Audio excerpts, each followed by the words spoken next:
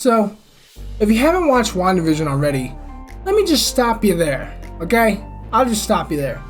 There's spoilers ahead. Now, I don't want to spoil it for anybody, so I repeat, there are spoilers. So if you haven't watched any WandaVision or any Far From Home for that matter, just click off this video right away.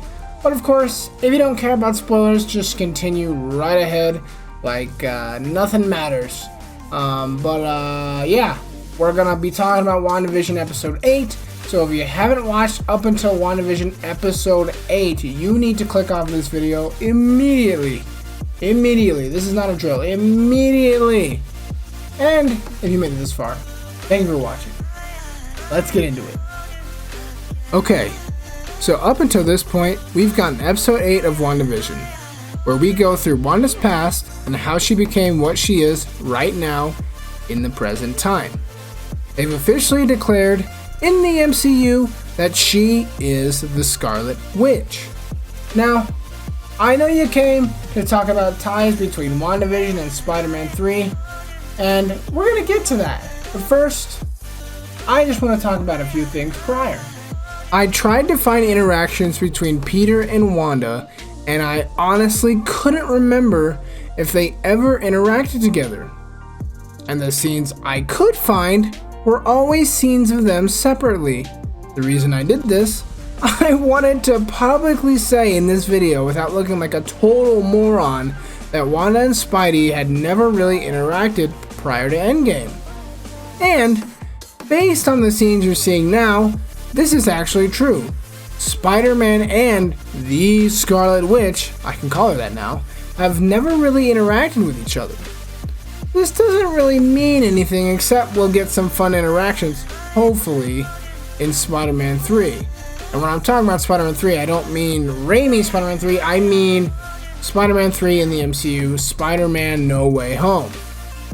Now, I know Wanda isn't really confirmed to show up in Spider-Man 3, but there are rumors, and I'm curious. Now let's dissect this photo from the No Way Home promo for a little bit. You can see all the possible titles on the whiteboard here. You can look at some of the ones people were predicting. Homesick, Home Run, Work From Home, Home Worlds, Home Sweet Home, No Place Like Home, that was my personal pick, surprised it's on there, and Close to Home. But that's just the fun stuff. What's important is two things here. The first one being that the web around the title is shaped like Puerto Rico. A fun little Easter egg towards Miles Morales. The other one, which is more in line with this video, is the fact that they are clearly hexagons drawn on the whiteboard here. What does it mean? I don't really know. Other than we know it's a nod to WandaVision. You can see a Home Alone one on there too. Okay, focus duel. Okay, so let's look at what we know so far with WandaVision and Spider-Man No Way Home. With Spider-Man, we have Electro from TASM 2, we have Doc Ock from Spider-Man 2, and we also have J. Jonah Jameson, although we are not sure if he's the same Jonah from the Raimi films or not. So, how would a villain from TASM 2 and Spider-Man 2 show up in MCU's Spider-Man 3? Holes in the multiverse? Well, what could cause that? Well, granted, we haven't seen the season finale of WandaVision. We can come up with our own conclusions. We know that those two villains are in the film, at least according to Hollywood trades. We know that Peter's identity has been outed by Mysterio. We know that half of folks believe Mysterio and the other half think it's fake. We also know that White Vision shows up at the end of episode 8 in the episode 8 in the post-credit scene. It's possible that maybe he triggers Wanda. How can he trigger Wanda? Easy.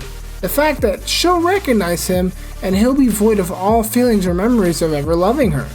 This could set off more than she was even before, poking holes in the multiverse. This could pave the way for villains such as Doc Ock and or Electro to show up in MCU's Spidey's realm.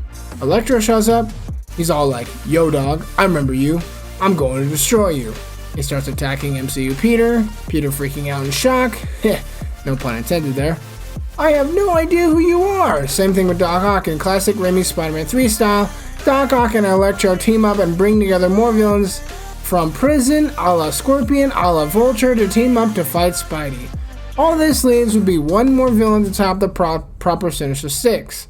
Now wait a minute, Duel. You're missing 5. There's only 4 here. Actually, I forgot to mention Mysterio. Mysterio would be coming back because I don't think Mysterio is actually dead. Peter then runs to Doctor Strange for help. Strange reacts, you know, when I was looking at all the possibilities to defeat Thanos, I also found other universes with other Spider-Men.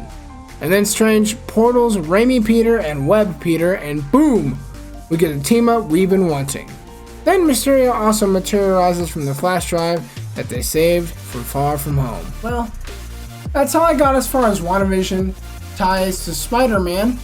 And I'm not sure if Wanda is going to show up in Spider-Man 3, but if she does, I'm sure it's going to be in pair with Doctor Strange. In other words, I don't think she's going to show up without Doctor Strange in the frame. Let me know what you think in the comments, and I'm not talking about me, I'm talking about you. Let me know what you think in the comments, and remember, with great power comes great responsibility. I'm Dual Dyer, and I'll see you in the next one.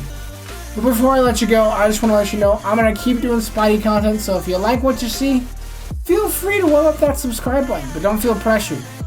You know, if I was actually Spider-Man, I wouldn't be doing self-promo. But that's the way of the world. But anyway, I will see you in the next one. Thank you for watching, and catch you later. Bye.